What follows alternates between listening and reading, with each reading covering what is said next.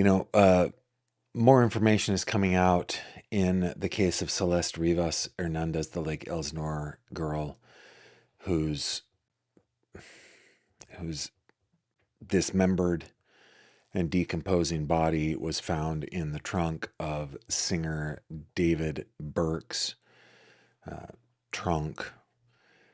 More information is coming out, and unfortunately, not unfortunately, it's coming out from her family. And uh, the unfortunate part of this is that her family has to say anything at all.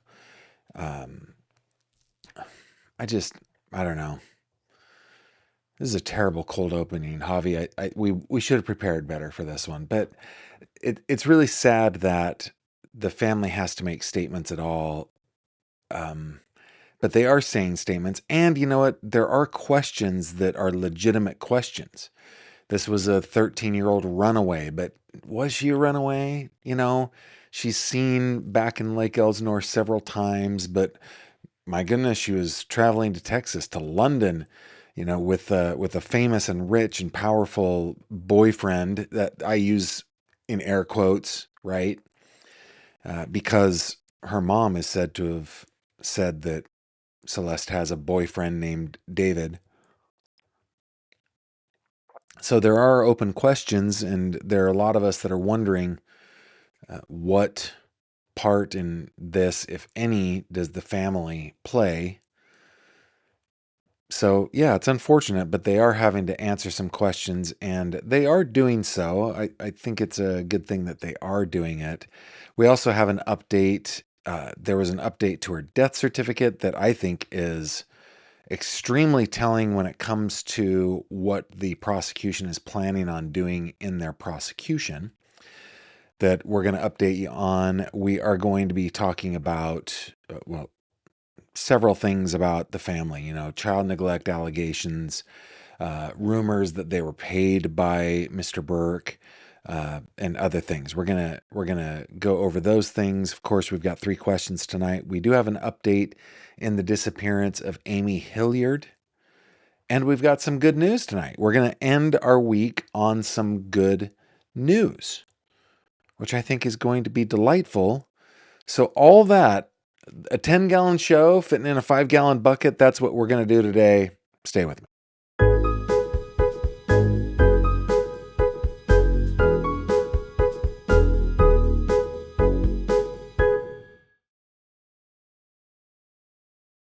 This video contains mature themes and discussions intended only for adult audiences. Viewer discretion is advised. Hello there, my friend. Welcome back to another true crime conversation with me, Gavin Fish. Thank you very much for being here. So glad that you would choose to take time out of your busy schedule to spend with me to talk about important cases and subject matter, which has to do with keeping our loved ones safe, right? I'm glad that you would do that. Please tell me in the comments where you're joining me from. I love that. And I realized in my rush yesterday, I didn't even really get to welcoming you from around the world. So please put that, if you're watching live on YouTube, put it in the live chat. If you're on Spotify, you're in the rewatch crew, you're on Facebook, yeah, just tell me where you're tuning in from. I love that part. Guys, let's just set the scene here a little bit. Actually, no. Hold on, Gavin. Back up. I want to do a couple of housekeeping things real quick. Number one, I want to thank you guys for taking care of me with the super chats and super stickers. This case, when it is covered on YouTube, does tend to attract the demonetization of YouTube. And I love doing this job. I love spending this time with you, and your super chats, your super stickers, your other support, watching, sharing, liking, going to Patreon, all that stuff is just incredible to me. So thank you for that. You'll notice that I did put a goal on tonight's show for some supers in order to make this financially viable for me. Number two, silence number two. No, number two, I am catching a flight heading west over the weekend to spend some time with my folks. Um, we've got an important little milestone that is happening back in California that I don't want to miss. And because in my family, we have decided that 2026 is the year of the yes, I'm headed back there for that. I will not be live streaming Monday or Tuesday. On Tuesday, I will be traveling, and on Monday, I will be occupied with the event that I'm going to go to. So don't worry if you don't see me. It's not that I have disappeared or that anything's wrong. I am just going to be spending some time with my family and at a very important event that I'm really looking forward to. So wanted to let you know about that. Okay, now let's go back to this. Little recap. Celeste Rivas, also known as Celeste Rivas Hernandez. Salvadoran family, which is why she has the Rivas Hernandez thing going on there. Celeste Rivas is her, Rivas is her father's name. Hernandez is her mother's. It's a beautiful thing that is done in Central and South America. I love that so much. But anywho, Celeste Rivas was 13 years old. She was from Lake Elsinore, California, which is in the Inland Empire, Riverside County, southeast of Los Angeles by about 60, 70 miles, something like that. She gets into the orbit of and starts communicating with a young man named David Anthony Burke, who goes by the stage name David, spelled D4VD. Because we love Pascal, and I think it's just so brilliant, we just call him DeForvida around here. DeForvida starts communicating at age 18. He was 18. Celeste is 11 years old. Okay? They start communicating. They start spending time together. Celeste is described as a runaway, though I don't know that that's really what Celeste was. I mean, technically, I guess she was, but she seemed to run away, come back, run away, come back. Nevertheless, people who cared for her, who knew where she was, many of them knew exactly where she was, were concerned because, of course, she is spending time with this adult man. And she is 11, 12, 13, 14 years old. At about age 13, according to prosecutors, she begins a sexual relationship, and I'm going to give the old air quotes there because it is not a relationship. It is not a relationship. It is a relationship between like a cheetah and a gazelle. Would we call that a relationship? No, one is a predator and one is prey. Predator man, what I think, if he's preying on one 11-year-old girl, he's preying on 10. Okay, he's like the cheetah. He is an opportunist. He is looking for little baby gazelles that he can pounce on. And but they do have a sexual.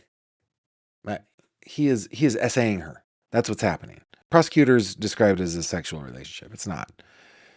He is essaying her over a protracted period, at least a year, starting, according to prosecutors, when she's 13 years old.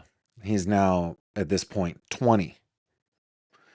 Till she's 14 years old. And he is 21. According to prosecutors, apparently what was happening is they break up from their quote-unquote relationship. She says she wants more than just having sex all the time.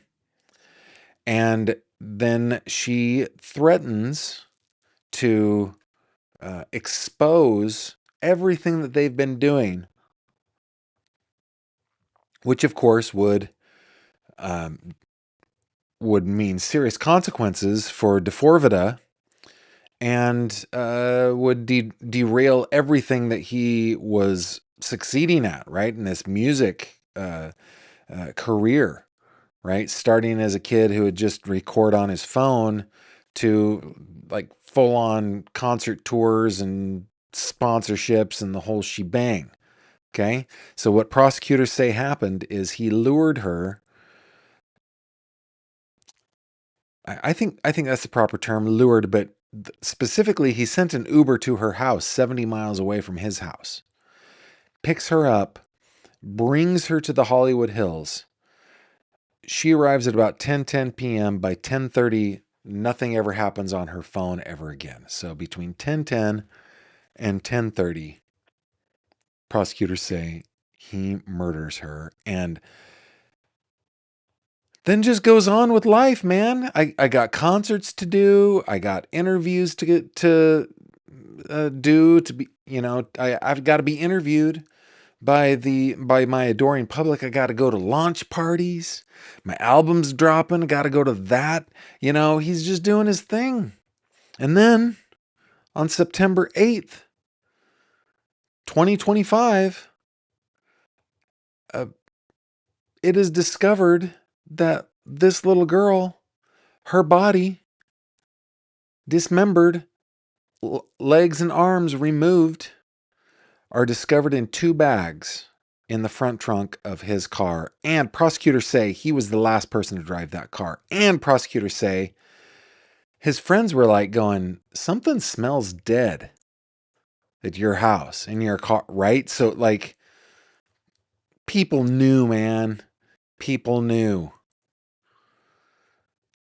Anyway, DeForvida is finally arrested. Just last month, now that it's May, just about 2 weeks ago, he's finally arrested and charged with her murder with special circumstances having to do with killing a witness, lying in wait, and he's also charged with her SA over the course of a year, right? So he's facing serious charges, no bail for Mr. Vida. And that's where we are. Now, the main news to come out, actually, before we get into that, let's see what you guys are saying over in the live chat. Let's see. First off, thank you very much for getting us started. I saw one come in. Caroline Taterville. Let's see if I can bring this up. Caroline, thank you very much for that super sticker. And Marie, thank you for the super chat. Marie says, thank you for all you do. I'm listening from Meadowbrook, Alabama. Thank you very much. What do we have here? I just want to go through what you guys are saying here. San Jose is in the house. Thank you, Emmy. It's always good to see you. Let's see. Austin, Texas is in the house. Sunny Suffolk, Virginia is in the house. Good to see you, Elizabeth. Mooney only has 2 days left with her grandson. I wouldn't want to leave either, Mooney. It's good to see you. See if there's anything else. Jacksonville is in the house. Who else? Virginia. We've already said that. Let's see. We're old folk talking about the weather. That's funny. Let's see. Wow, Anonymous Grogu joining us from the United Arab Emirates. Thank you very much for joining us. See if there's anybody else checking in. Mooney's asking how the birthday celebration was last night. It was Why do I have this guy's? I should put her picture up. It was fantastic, and it was fun to spend a little bit with family. Louisiana is in the house. Shreveport, Louisiana, Maryland, Daytona Beach, Portland, Oregon, Clearwater, Florida, Plantation, Florida, Port Alberni, British Columbia, Canada. Germany is here. Shine on, you crazy diamond. Thank you for being here. It's midnight. Oh my goodness. South Carolina is here. Jacksonville, Florida. I think I got you already. NorCal is in the house. Northern Kentucky is here. Lubbock, Texas, the home of Buddy Holly. Oh, now we know. Seal Beach, California. East Los Angeles. So cool. Guys wishing me safe travels. Thank you very much. I'm always excited to go and spend some time with the Figgity folks. Erie, PA, Tallahassee is here. The Show Me State is here. Houston. You guys are awesome. Thank you very, very much. Okay. Let's get back to where we were. Here is the news of the day. This coming to us from ABC7 in Los Angeles, written by Abigail Velez.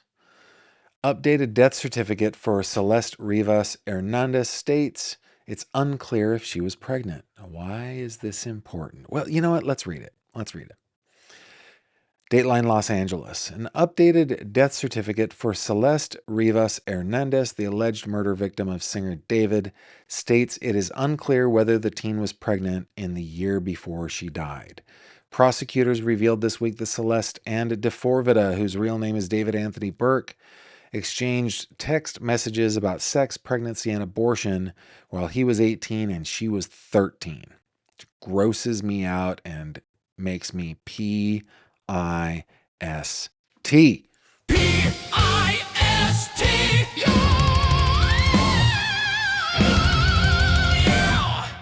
Yeah, it should make everybody feel that same way.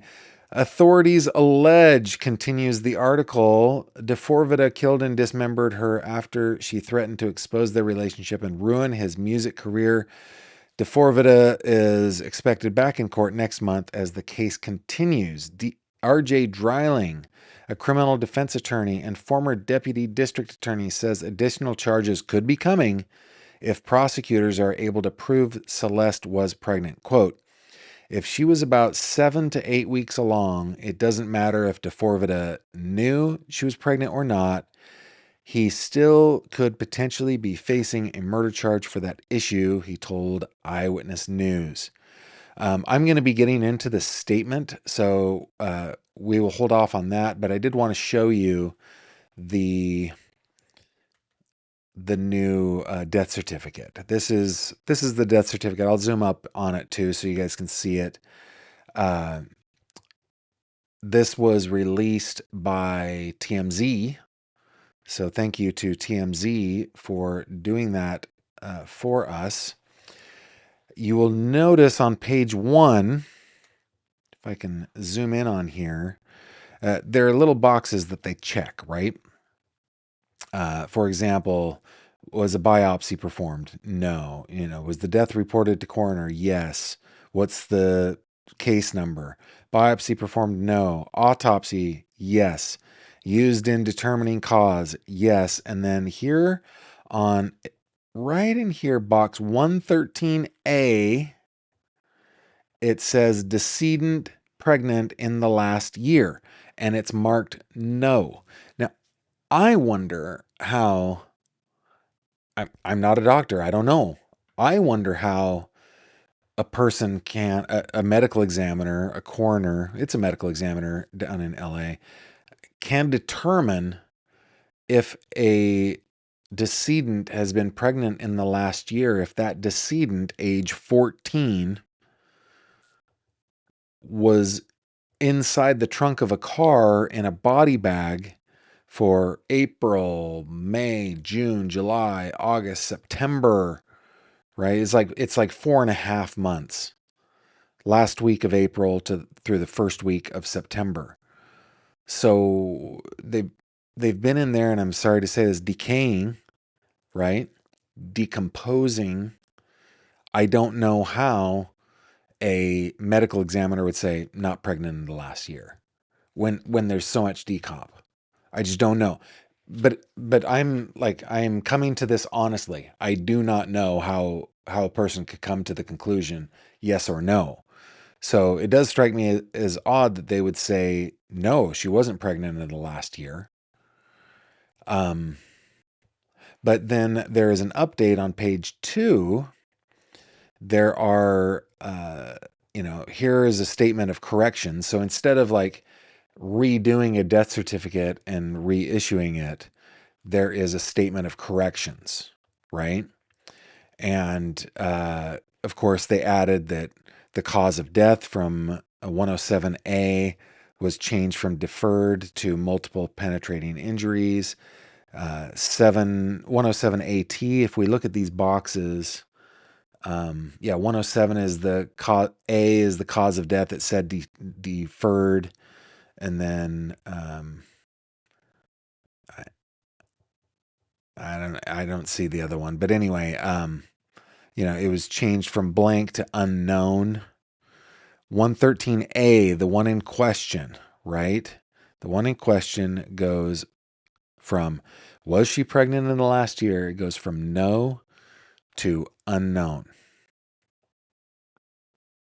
So the question is, are prosecutors going to be able to prove that Celeste Rivas was pregnant in the previous year? And how could they prove it?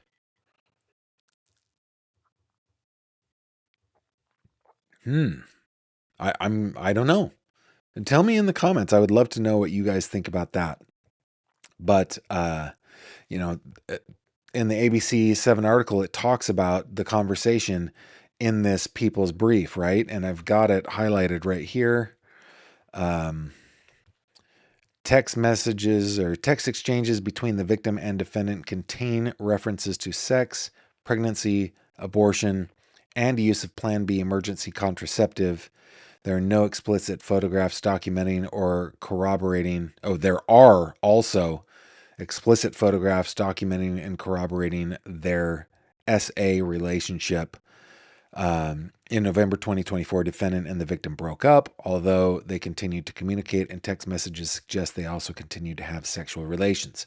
So is it simply something that it's Celeste saying, hey, I'm pregnant?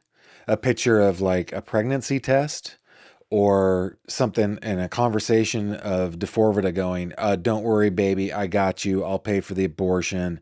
That kind of stuff. Is it going to be something that simple, or is there going to be forensic evidence?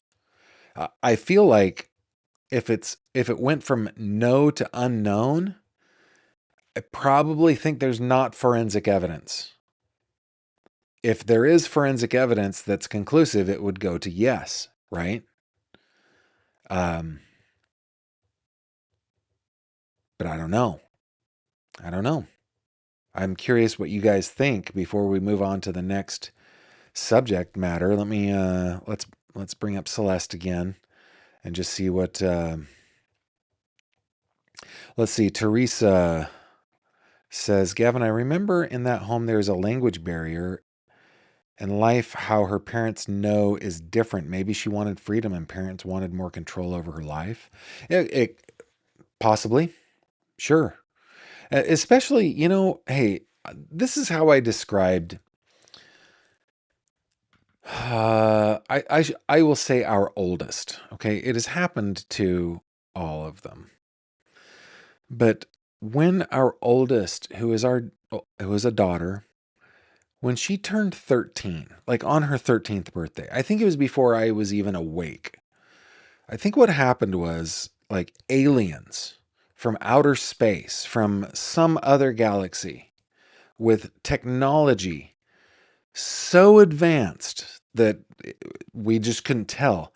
They kidnapped her for some kind of science experiment, I think, and in her place dropped a perfect doppelganger whose only difference was she was horrible.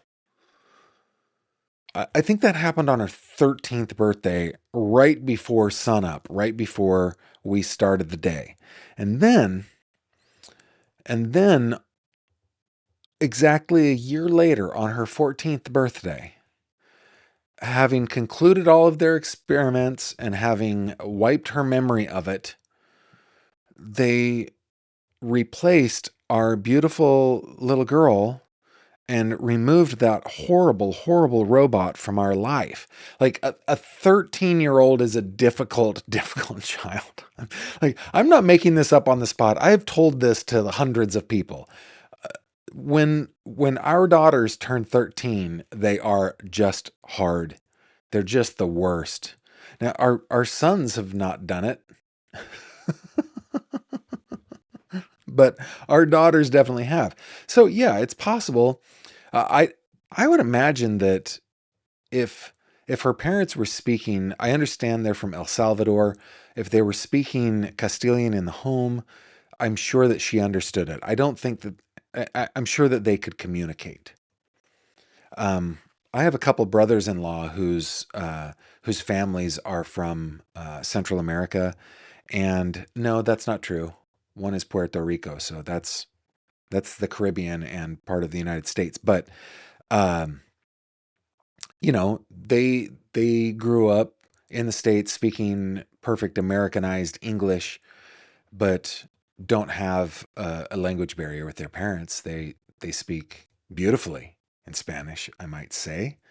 Um, that Caribbean way of speaking Spanish is is pretty darn beautiful. But anyway, um, but the whole part about how maybe there might be a cultural difference, right, where they're wanting to raise their children in a Salvadoran way, and the children are experiencing America, and there is a clash of cultures. That's possible, sure, 100%, 100%. And add into that age 13 is the worst, as I have previously illustrated. Maybe she did. Maybe she just wanted freedom, what she thought was freedom. And her parents wanted control, which they thought was perfectly reasonable because you are a child, right? Yeah. Autumn, our fearless lead moderator, I feel with him being famous, it's an abuse of power type of thing. Exactly. Exactly. In fact, it is the exact same thing, Autumn. I think that you'll agree with me, as this case. Do you guys remember this case? This guy is a guy named Ben Fields. He was a deputy sheriff and the guy that was in charge of GPS monitoring of women in the jail in Letcher County, Kentucky. And he was abusing his power over female inmates in the jail, which ultimately led to the killing of Judge Kevin Mullins, right? It's the same kind of thing. Not only did DeForvita, not only was he a grown man and she's a child, right? But he also has that, that clout, right? Being that fame. So he has power over her. There's a huge power imbalance there. And it's multifaceted, right? Um, he is a vulture. Buitre? Buitre. Buitre. That is a word that I have never used in Spanish, but now that I know it, buitre. Very cool. Let's see. Super sticker from Sandra. Thank you very much for that very generous super sticker. Thank you for that. Let's see. I just refreshified here. Let's bring Celeste back up. I mean, it's funny. Diddly squat. Hello, Chat and Gavin. I'm in the middle of moving and I've missed this stream. I've got my electronics hooked up now. Blow dryer, Gavin, fish, and food. Those are my priorities. Thank you very much. Good to see you, Diddly. Danny from West Yorkshire, thank you for being here. Clarinet Girl says, a pathologist can examine endometrial tissue to determine possible pregnancy. Yeah, I wonder if it would be left, though. You know what I mean? I wonder if it would still be there. And I don't know, but you might be an expert. I definitely am not, right? Thank you for that. Elizabeth says, I think it's probably circumstantial evidence, not forensic. I think you're probably right. That's my gut feeling. Analytical one saying your daughter had a temporary case of tinnitus. Yeah. You know what? And this definitely is a tangent. Come on, gotta do.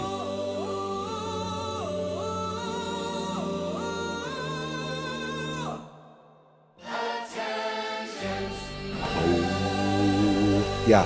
Um, Remember I told you that when our kids turned 14, I would take them on a business trip wherever I was going. Wherever I was going the year that they turned 14, they got to choose where they were going. They all chose Europe. But the the year leading up to her turning 14, I was just like, I do not want to take this child anywhere because I will be tempted to just leave that child. It's such a hard time with that girl. My goodness. Fortunately, we were practiced with girl number two. So funny. Uh, Lee says, hi from the Athens from the South. Glad you're here. Thank you very much for being here. Um, Clarinet Girl saying Celeste's family has hired an attorney. Indeed, they have. And that is a very good segue. Thank you for that segue. Let me get the right buttons up and let's go back over to um, Acrobat. But let me find the right one. I want to make sure that I'm doing this in the right order. Maybe what I can do is I can go back to this. I'm going to go back to the first one that we looked at. Okay, this saying the new statement from Celeste's family was released. Okay, the attorney for the teen's family shared a new statement Thursday. This would be yesterday, addressing the new developments. Quote, last night I had the heartbreaking responsibility of informing the Rivas Hernandez family of the horrifying allegations submitted in court Wednesday that David Anthony Burke allegedly stabbed Celeste, quote, stood by while she bled, close quote, to death, used a chainsaw to cut off her limbs, and bought a burn cage with the plan to incinerate the evidence.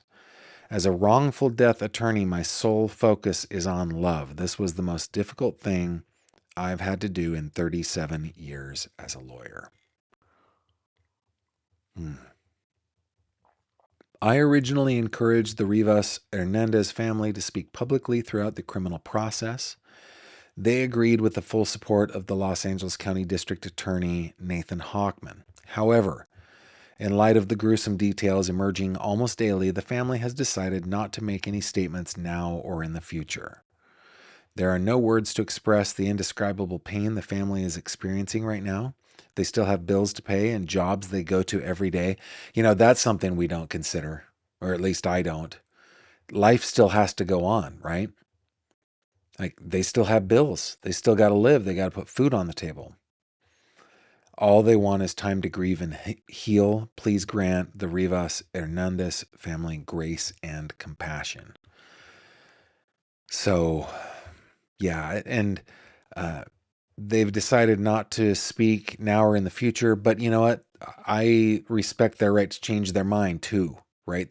They might change their mind, and good on them if they do. Also, good on them if they don't.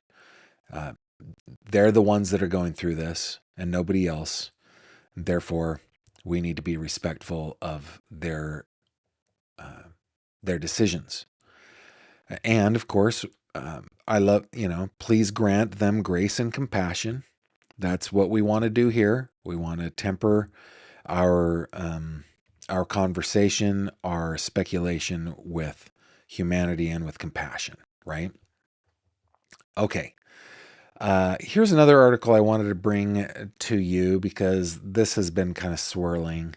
Celeste Rivas's parents investigated, cleared over child neglect allegations. Celeste Rivas's parents were investigated over allegations of child neglect and abuse about a year before DeForvita allegedly murdered the 14-year-old runaway, but law enforcement found no wrongdoing, TMZ has learned. When Celeste went missing from her family home in Lake Elsinore, California, the Riverside County Sheriff's Office tells us it opened an investigation that year on April 27th. That was a couple weeks after Celeste was reported missing for the second time. It's unknown who called to complain, but the Riverside County Sheriff's Department tells TMZ the person, quote, expressed concern about a juvenile who had run away, close quote. We're told deputies responded and interviewed everyone who was at Celeste's home, but the investigation found no evidence of child neglect. Thing is, RCSD says deputies were unable to interview Celeste, who, quote, had not been located, close quote, and therefore, quote, were unable to determine if a crime had occurred, close quote. Celeste's family reported her missing in February and April 2024, and according to prosecutors, Riverside County deputies called DeForvida on February 17th after finding his number in Celeste's phone records, and he claimed he had last spoken to her on February 13th or 14th, but also told deputies he didn't know she was a minor or missing. Uh-huh. Uh-huh. Yeah. Uh-huh. I mean, never mind that you like drove your fancy car to Lake Elsinore, parked it, and there are photographs of you delivering a bag of money, a bag with money in it, to someone. And of course, prosecutors are saying he paid $1,000 to a classmate to give her a phone that he had bought because hers had been taken away.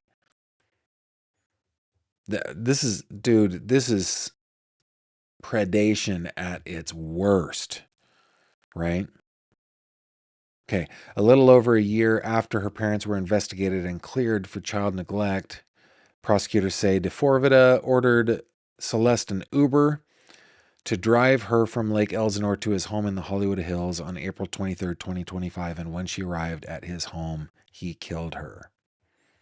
Prosecutors claim DeForvida and Celeste first met in 2022 when she was 11 years old, and they allege they began a sexual relationship, an SA relationship, in November 2023 when he was 18 and she was 13.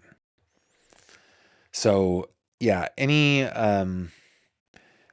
rumors that are kind of swirling around that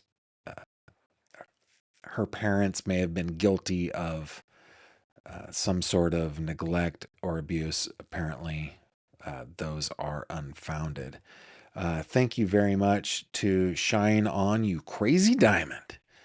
When I was 16, she says, I fell into my teacher's trap because I was just too naive. My parents never found out what happened to me. I didn't want to burden them with it, and I was ashamed. Yeah. I've had recent conversations with my parents as a 50-year-old man where, and I'm nothing like this I'm not claiming anything like this happened to me. I'm so sorry for you, you crazy diamond, you shine on girl. But at age 50, I've had conversations with my parents about, basically just coming clean on some of the minor laws that I broke as a teenager. And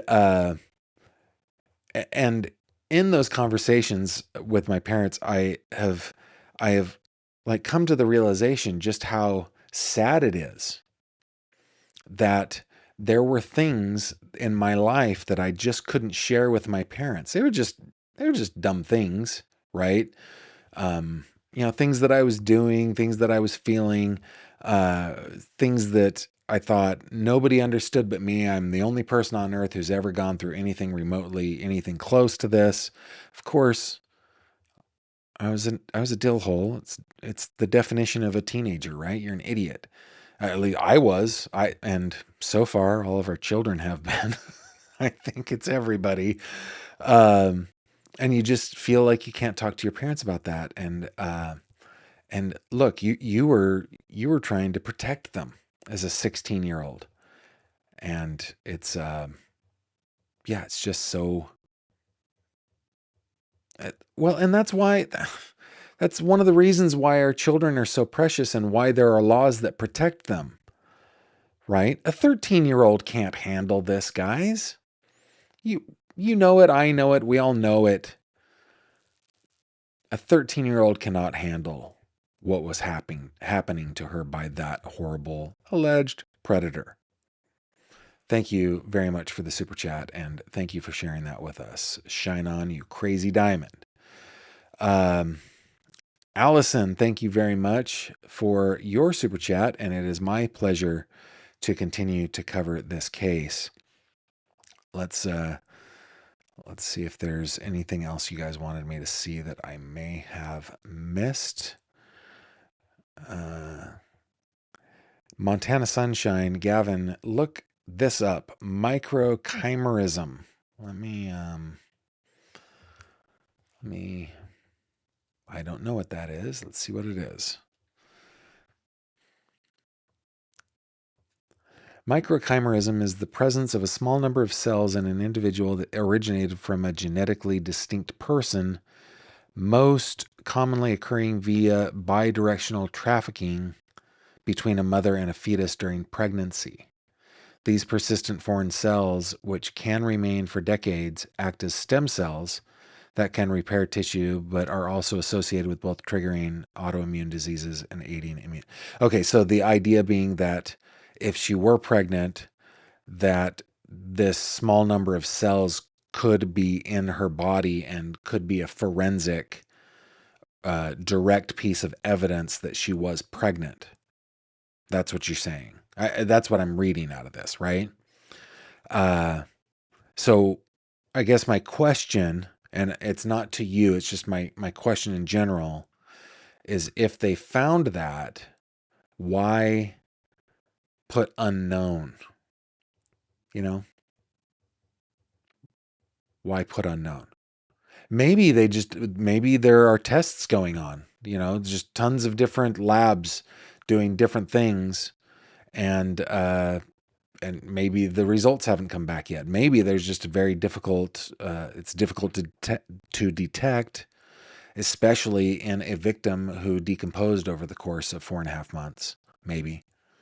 But Montana Sunshine, I mean, that is a very good comment, and thank you very much for that little education. That was awesome.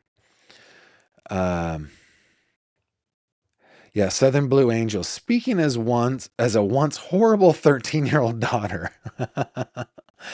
I remember thinking I was grown and knew enough to make my own decisions. At that age, in my eyes, my parents were dumb not knowing that. Boy, did I learn. Yeah, and you are one of millions who have learned that lesson, right? There's only one way to learn that lesson, and it's through experience. Very, very good comment.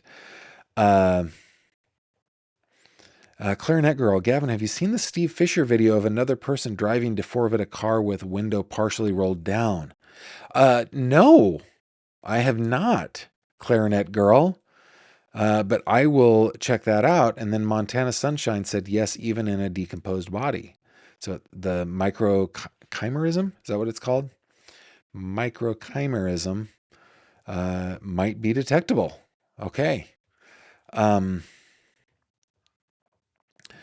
A93 says, Gavin, I hope she wasn't raised in an abusive or neglectful home and she was just running towards another abusive person, which is not uncommon. Yeah, me too. Me too. Okay, I'm going to move on to the next thing that I prepared to show you guys. It also is from TMZ. And by the way, I try to be really careful about reporting stuff from TMZ. I mean, it is a gossip website. However, the things that the LAPD called them out on, saying, "Oh, you guys are crazy. We never said anything like that. I don't know where that came from," turned out to be true. Turned out to be accurate. Specifically, the Santa Barbara trip, right? So they're doing good reporting, at least so far. So I'm feeling comfortable reporting what they are reporting. Okay, this was today from TMZ staff. Headline reads, Celeste Rivas' father denies ever meeting DeForvita, rejects payment rumors. We have to be very careful with rumors, guys. I mean, it's perfectly natural to ask oneself, I wonder if they got paid off by David. Is this a trafficking thing? I think that is a reasonable thing to ask. But if we read something like that, read a question like that on social media where somebody's saying, I wonder if there's some trafficking, that is not a green light to just go, oh, there was trafficking going on. And I know I'm like preaching to the choir here, right? We don't do that on this channel. You guys don't do that. I don't do that. But let's continue to refrain, shall we? The article reads, Celeste Rivas' father says he's never even met DeForvita, much less received any money from him. I don't know why TMZ keeps doing these ellipses. It's the weirdest thing. Like, all of their articles lately have had that. They're annoying and distracting. But anyway, Celeste Rivas' father says he's never even met DeForvita, much less received any money from him, despite rumors floating around the family's hometown that the singer was giving funds to the Rivas family. There's been online speculation, including on Reddit and Facebook, springing up around Lake Elsinore, California, located about 2 hours southeast of LA, that the disgraced singer and murder suspect gave money to the family. Jesus Rivas tells TMZ through his attorney, Patrick Steinfeld, quote, I never had any contact with this guy and we haven't received any money from him or anyone in the family, close quote. As we reported, says TMZ, the family was so devastated and exhausted after DeForvita's first court appearance in the murder case last week, they decided not to talk to the public or the media. Now they're dealing with gossip about supposedly being paid off. And then it goes on and talks about the case. When we reached out to DeForvita's parents for comment, their attorney tells TMZ, based on the advice of counsel, they have no comment at this time other than they fully support. Oh, sorry. Oh, this is DeForvita's parents. Okay, when TMZ reached out to DeForvita's parents for comment, their attorney told them, based on the advice of counsel, they have no comment at this time other than they fully support their son. Listen, we talked about this during the Madeline Soto stuff, right? But say we're in a different dimension in the multiverse and Kimberly and I have a son that is Stephen Stearns. And we find out what he did to little Maddie Soto. Would we continue to support him? No. Would we continue to love him? I think so. Yes. Yes. But support him? I mean, I'd visit him. I'd express my love to him. I would try to understand him. I know that I never would. But support? No. And it makes me wonder, I watched a documentary a few years ago about Ted Bundy and how at the end of his life, as he was being prosecuted in Florida, he, through this weird open court thing, married one of his groupies. Woman totally fell in love with him and was completely convinced that he was innocent. Completely convinced. How could he possibly? He was so good at convincing people. And she was convinced that Ted Bundy was not the murderous scoundrel serial killer that he was. They even had a daughter together, right? From prison. Got conjugal visits, the whole shebang, right? And near the end of his life, he's facing execution, and he asks his wife, should I tell him where the bodies are? And that was the first time the wife was like, wait a minute, what? You're telling me that you did this? Right? And it makes me wonder, reading this, are the parents going, there's no way our little boy did this. No way our little boy, author of Romantic Homicide,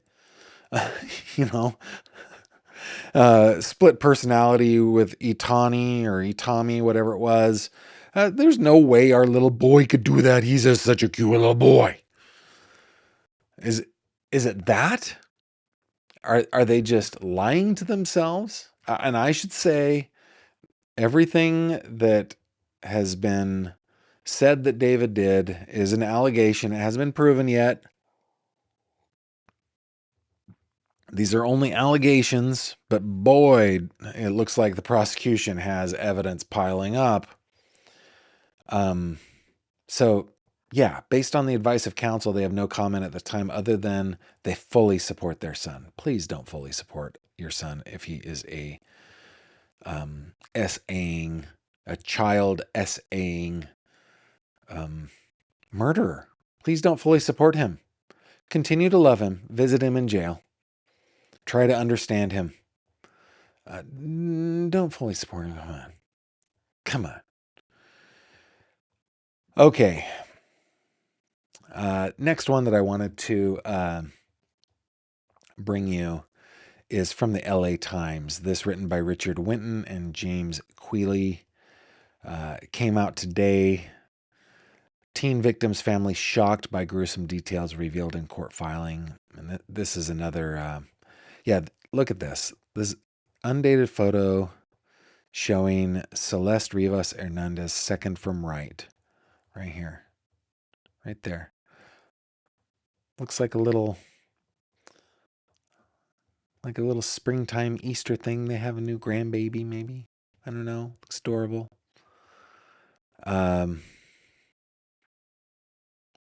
Matthew Rivas, her brother, is here. The baby or not, I don't know who they are. Okay. The family of the teenage girl who was killed and dismembered, allegedly by rising musician DeForvida, said they were shocked and horrified by the details revealed in court this week, according to a statement released by the family attorney, which I think that's the same statement. Yeah, there are no words to express the indescribable pain the family is experiencing right now. They still have bills to pay and jobs that they go to every day. All they want is time to grieve and heal. Okay. So, yeah, this is the same one. Okay, we don't need to do that. Let's, before we turn to 3 questions, let's just see what you guys are saying over in the live chat. Make sure I don't miss out on anything over there. Okay, Nati says, it's amazing that a lot of people here are fixated on the parents potentially receiving money when there's no evidence of that, just rumors. Yeah, we need to try not to trade in rumors, right? We need to try not to be those people. Scrolling on down. Yeah, Vlad Riot 510, DeForvida's family knew about Celeste. Yeah, I mean, it's in the filing. He flew her to Texas. This is a good point in light of what I was just saying. Yeah, this is a very good point. Great comment, Vlad Riot 510.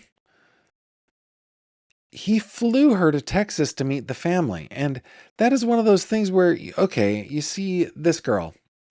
You see this girl with your son, the successful recording artist whose star is on the rise. He's living in a $20,000 a month mansion in the Hollywood Hills. He's got agents. He's got all of these many succubi all around him, just slurping up all of the leftovers that splash out of his mouth.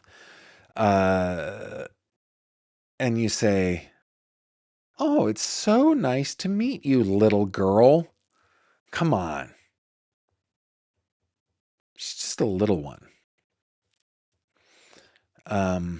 And then Valerie Dahl says, you can choose to still love the child while utterly despising their actions or crimes. It's a tough place to be as a family member. Indeed. I completely agree with you. I think I've shared before, I won't get into details, but one of the things for which I am grateful is that I was born into a family with like outstanding high quality people as my parents. Like super high quality, right? The best. And Like I think that's an objective statement. I think there are enough people in this world who believe it that it's not my own subjectivity. My parents are the best, right? Um, a close friend of my dad's committed the most egregious, the most disgusting, the most vile of crimes, and in my opinion, the worst crime that one can commit. And until he ended his life at San Quentin, my dad was his only friend who visited him and communicated with him, made sure that he had commissary, and it was hard for a person a little less. I'm talking about me, for a person, me being less celestial, less heavenly than my parents. It's just like, I can't believe that you're doing that. I can't believe it. But he was able to love his friend in spite of his horrible crimes. And actually, that's something that I think we should all aspire to, right? We should all aspire to that. A93, they support him or don't believe he did all this? That is the question. Yeah, that's my question as well. My question as well. Let's see. Ms. Bree, when I was 15, my boyfriend was 18, and we are still together. Yeah, and there are what are called Romeo and Juliet laws. For example, say 17-year-old and a 15-year-old are dating. We've got a junior in high school and a freshman in high school, and they are dating, right? And or let's say senior and sophomore, whatever it is, they're 2 years apart. But parents don't approve, and they wait until that senior turns 18, and then they press charges, and that 18-year-old man is then a convicted PDF file, right? There are laws that protect. They're called Romeo and Juliet laws, who protect people from that kind of situation. But that's not what's happening here. Okay, this is 13 and 18. No, it's 13 and 20. It's 13 and 20, isn't it? Or 13 and 18, 14 and 19. It's no. A Romeo and Juliet law would not protect that. It's like, okay, so a person who has graduated high school is supposedly in a relationship with a middle schooler? No. Nope. There's a line. That is across it. Anyway, my thoughts. I am glad that you are still together with your boyfriend. Just Ducky says, they did tell Celeste's family any of this, or did they tell Celeste's family any of this before the court hearing? Is that normal? Typically in a district attorney's office, there is a victims coordinator. Sometimes, like in Los Angeles, I think there is a team of coordinators, and that person's job, that job is such a difficult job. It's like a social worker, right? The absolute worst thing has happened to these people, and the district attorney is having to do very ugly, very public things, like filing something like that.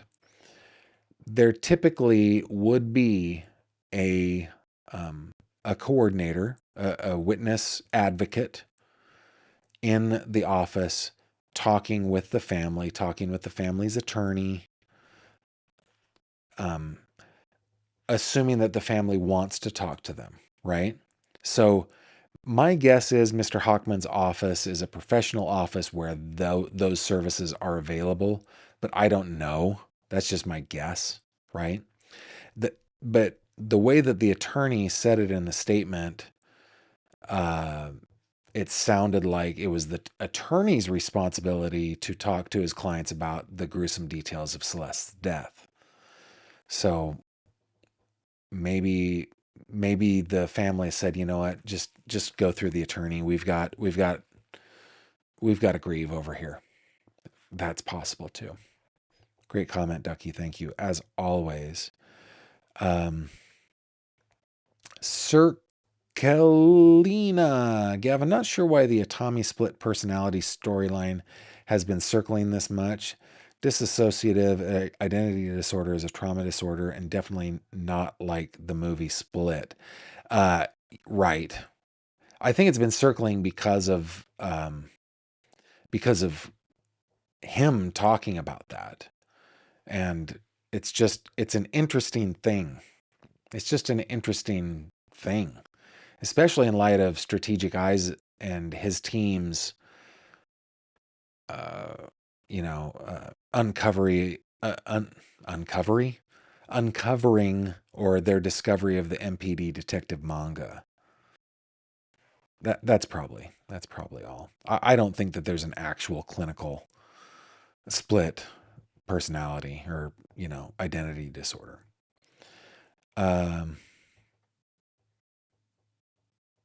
Yeah, Debbie, thank you very much for that. Appreciate that comment. Okay, guys, that's all I have to share with you as far as an update on Celeste's case.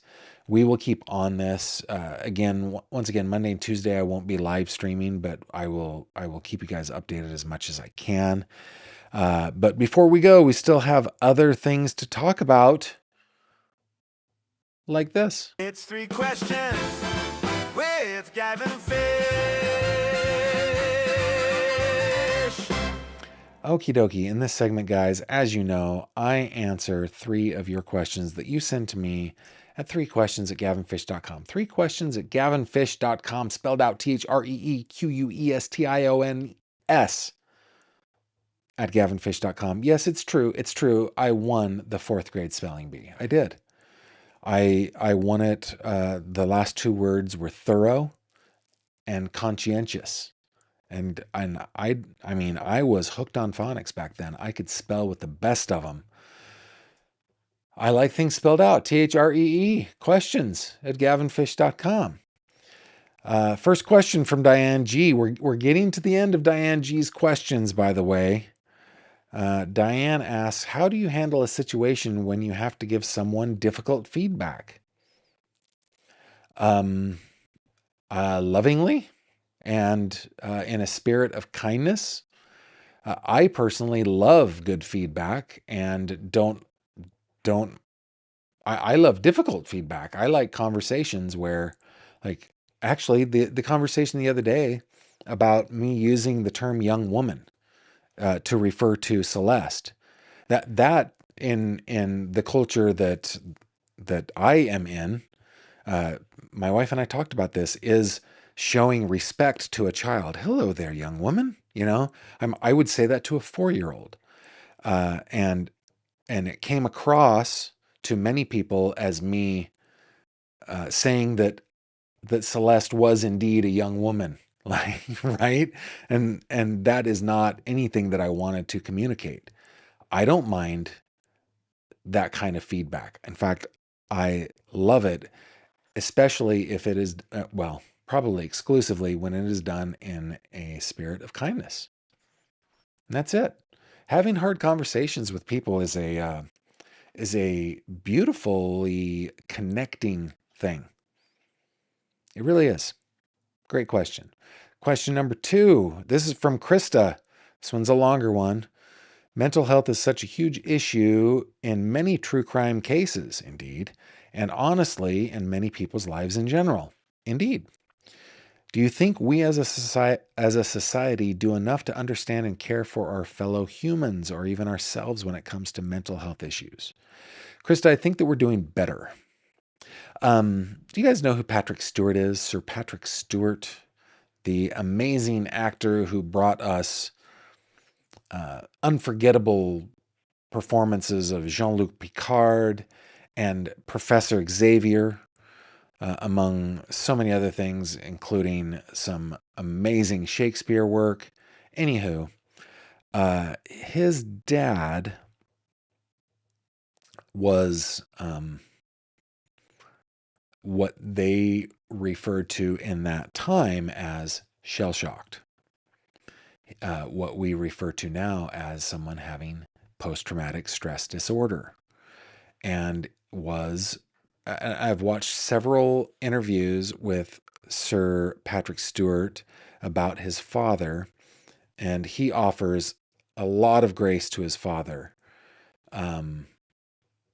But I guess the reason that I bring that up is think of how far we've come from when somebody would experience so much trauma, like in war, and then they'd come back affected and not themselves ever again. And they would just be dismissed as some like shell-shocked loony, right?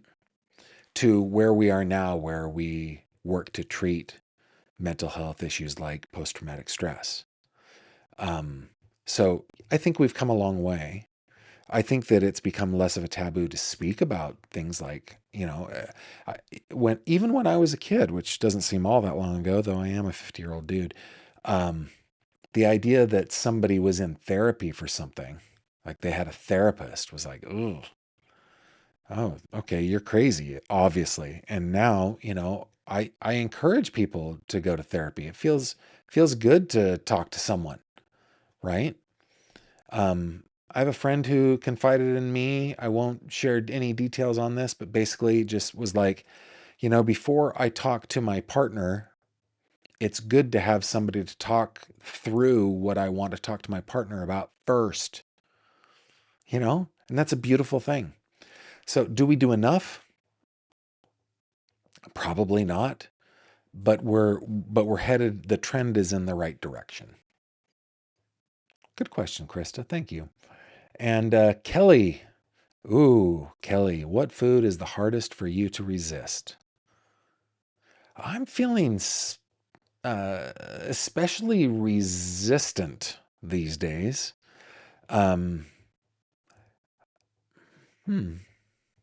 What is especially hard for me to resist? I would say my favorite style of food is I really love Chinese food. Specifically, I love Cantonese food, specifically Cantonese food that does not include seafood. I like I like Chinese food a lot. And what's really funny is when I was working for LH Labs, the founder of the company, the co-founder of the company, was Taiwanese, and we would travel. I traveled way more than he did. I traveled on his behalf, but when we would travel together, he would get sick of it. We'd be like in wherever, like, I don't know, Switzerland, and I'd be on the lookout for a Chinese restaurant. He's like, "Can we try Swiss food?"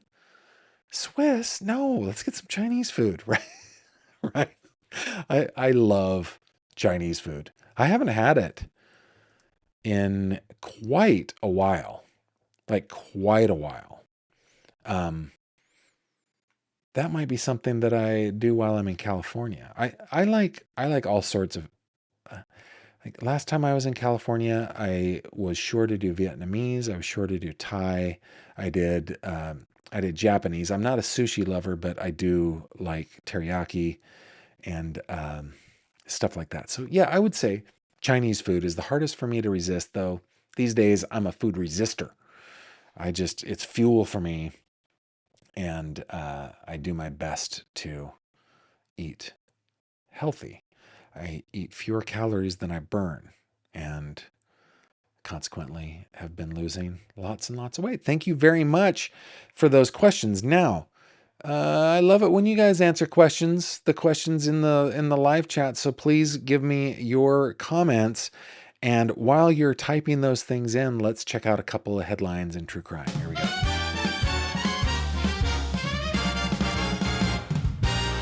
True crime headlines. Actually, I've only got one headline for you tonight. This coming to us from KRCR TV. written by Caleb Fry. This is in the Amy Hilliard case.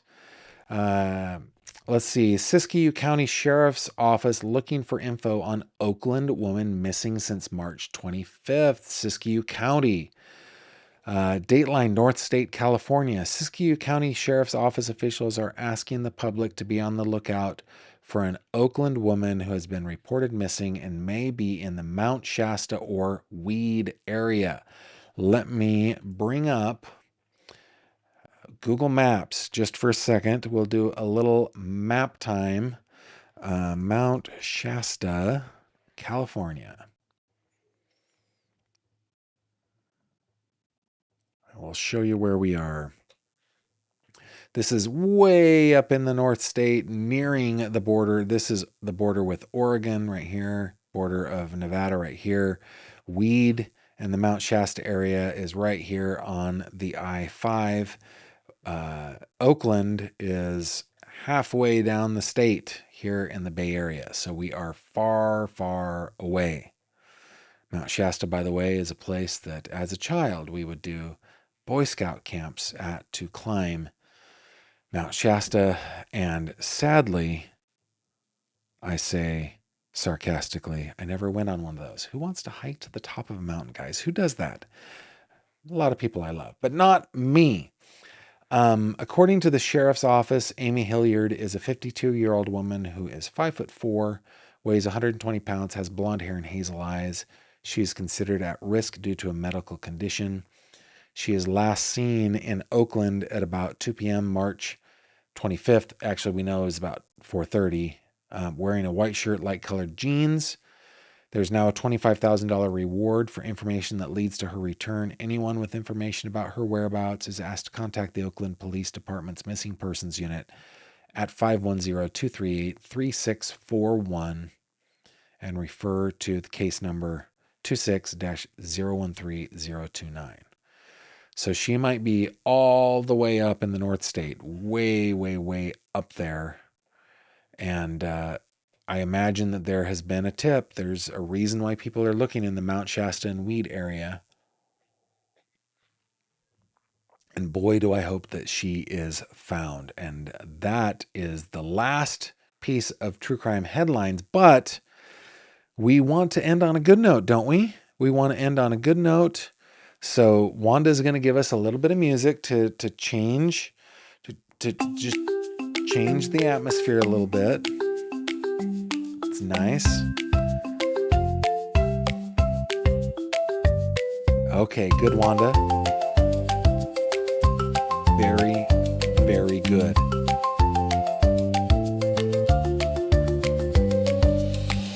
Okay, Wanda, so good. Let's bring that way down. Let's bring it way down. Wanda will keep playing that a little bit. Guys, from the Good News Network. Thank you, Wanda. From the Good News Network. Norway's largest ever trove of Viking Age coins is historic find by metal detectors. Brought to us on the Good News Network by Andy Corbley. Look at that. Look at that amazing coin.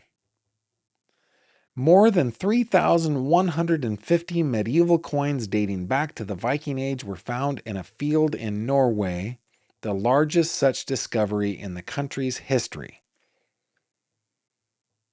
The search is ongoing, and archaeologists expect there to be more in the vicinity.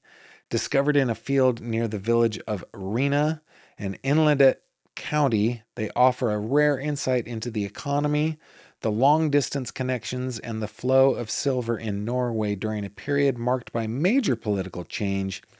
A statement from Inlandet County Municipality read, "While coin hoards and the metal detecting community who find them aren't rare in England, this kind of thing rarely happens in Norway despite it being one of the birthplaces of the Viking Age. Just once before has a coin hoard, basically a bank account for a time without banks, exceeded 3,000 units in Norway, and only 4 times has one been found with 1,000 or more. Dating from the late 10th and early 11th centuries, they were mostly minted in England and Germany, although some were minted in Norway and Denmark.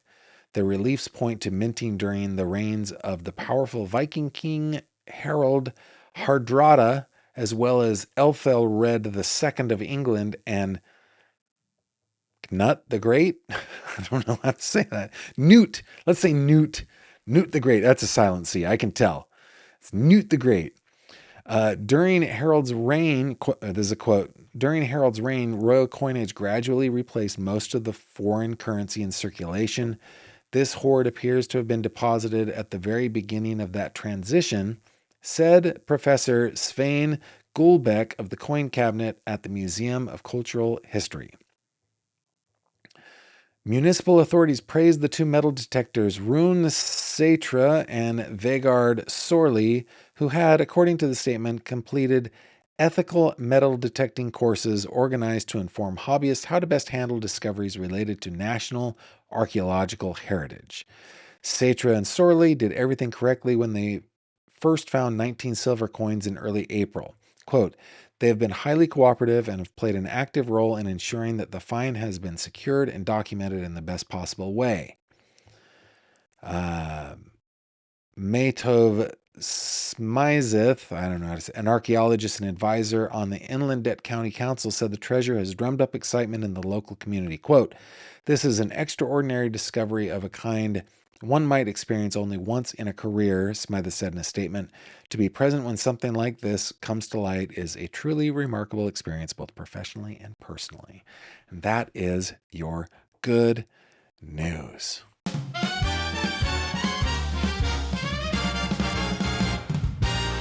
True crime headlines. Okay, let's just check in on your comments before we call it a night and a week. You guys have been awesome. Let's see. What is it? Giga L Pro says, Gavin, LOL, OMG. Okay. Real happy. Did you remember to hit like for Gavin? Did you? Did you? Thank you very much for that reminder for everyone. Oh dear. Ms. Bree. Let's see. I'm not sure if I'm going to bring this up. Wow.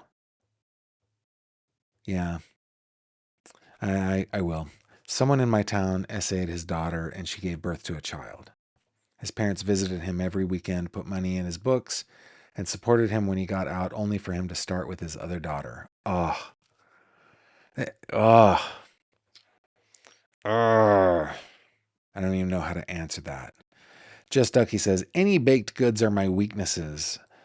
I did channel my inner Gavin and passed up the donuts at work today. Hey, Ducky, good job. Good job. Dr. Mac, or Mac, says, permanent changes. While some women find their hips return to their pre-pregnancy size and shape within 12 to 16 weeks postpartum, for others, the widening is permanent. Oh, yeah. So possible that that is a way that they could find that Celeste may have been pregnant, possibly. Vlad Riot, from that time period, having been minted in England, they're from the revenge of something Bryce's day. Very, very interesting. Cool, cool, cool, cool. Heckle says, thank you, Gavin. I am happy to be here. Thank you. Clarinet Girl says, May is Mental Health Awareness Month. And that is a terrific reminder. Guys, thank you so much for sticking to the end with me. Thank you for listening on your favorite podcast platform, for watching on Spotify. Boy, that goes a long way. Watching on Spotify, if you're a premium video member, goes a long, long way to helping my channel. I deeply appreciate it. So if you are a Spotify premium video member and you're in the rewatch crew, that's a good place to go do that. Also, remember that you can, if you go to my website, gavinfish.com, this is the time where I do shameless plugs, obviously, but if you go to gavinfish.com, bring it up for the folks, Gavin, and click on support me, that will take you to a place that lists all the good ways that you can support me. But if you scroll down to the bottom, there's a button where you can buy Autumn a coffee. She's our lead moderator, and boy, does it go a long way. Thank you very much for supporting Autumn. And then while you're on the old website, if you click on this little fishy, that will take you to the fish tank on Facebook, where we spend our time with one another, me and 6,300 of my closest friends, talking about cases that I cover here on the channel and others. You're always, always, always welcome with that. I shall bid you adieu until the next one, which will be on Wednesday, right here at this very spot, at this very time. And I hope to see you there. Until then, take care of yourselves. Bye-bye. Thank you very much for watching this video. If you liked what you saw, please consider subscribing. And if you have any questions or comments, please leave them below.